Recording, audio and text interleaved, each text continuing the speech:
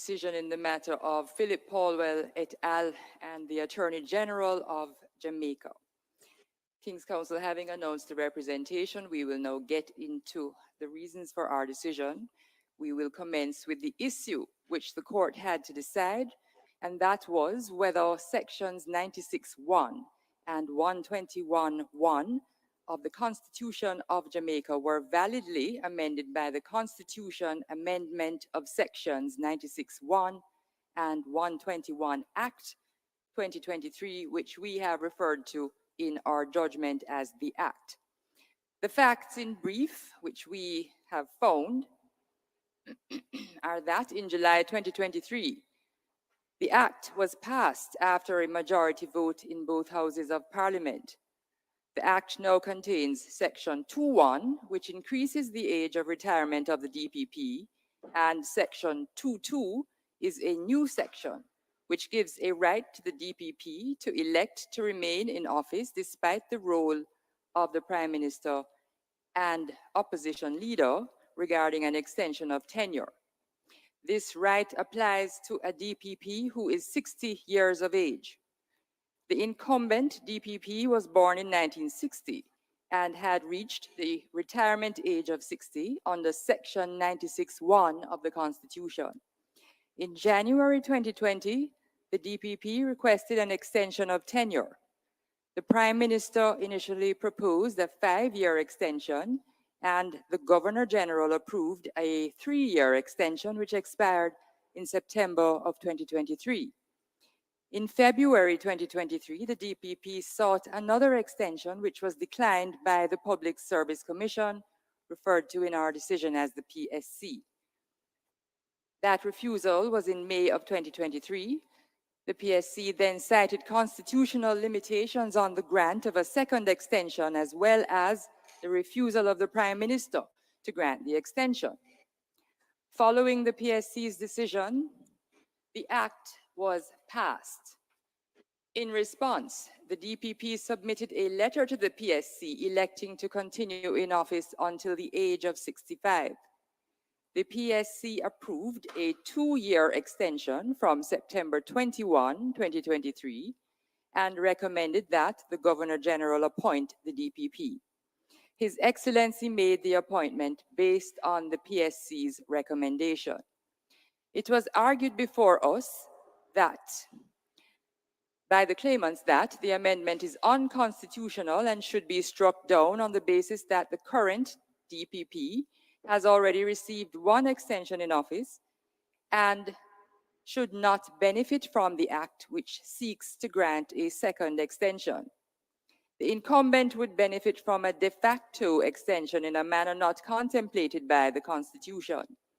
In addition, the claimants contend that the Act bypassed the legal process for extending the DPP's retirement age, effectively usurping the powers vested in the Governor General and the opposition leader. In support of their position, the claimants exhibited evidence of the debates in Parliament.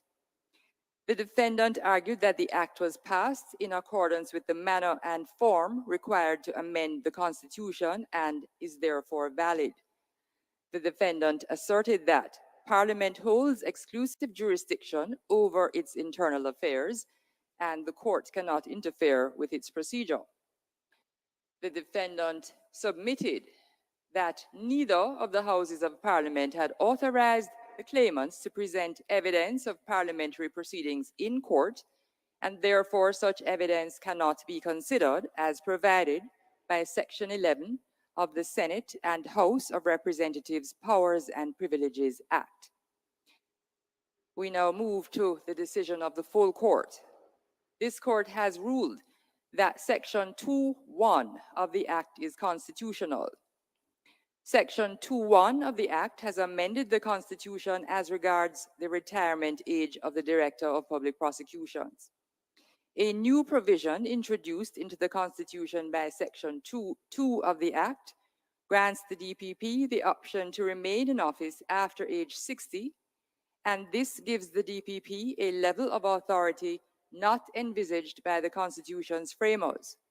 Section 2.2 of the Act is not a valid section and is severed from the Constitution because the process remains unchanged for extending the retirement age. Section 2.2 is unconstitutional, null, void, and of no legal effect.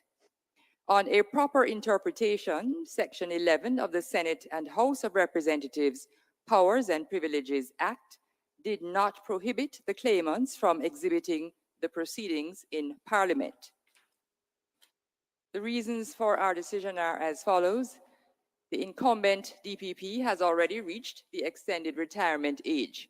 This means that the application of Section 2.2 cannot lead to another extension in office by way of an election on the part of the incumbent DPP, as this is unlawful. Section 2.1 of the Act, as currently formulated, has raised the retirement age without addressing the extension of tenure in office.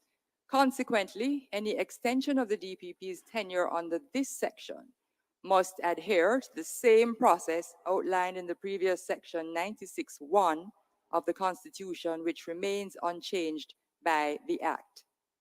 The only lawful method to extend the DPP's tenure remains by way of an agreement between the Prime Minister and the opposition leader.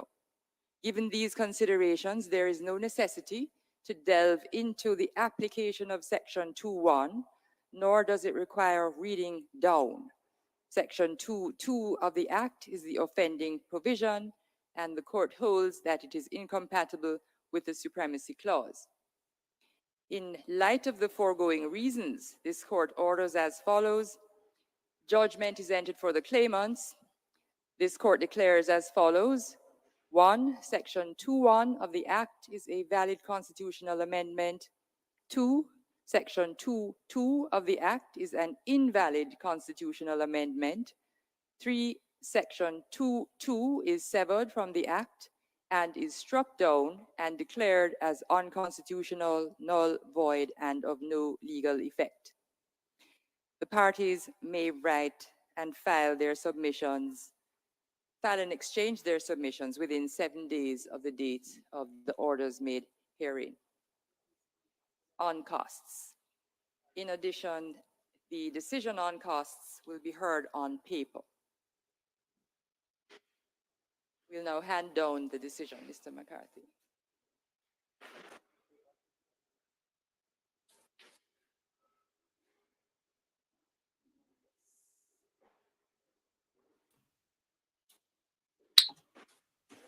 Wow. There you have it.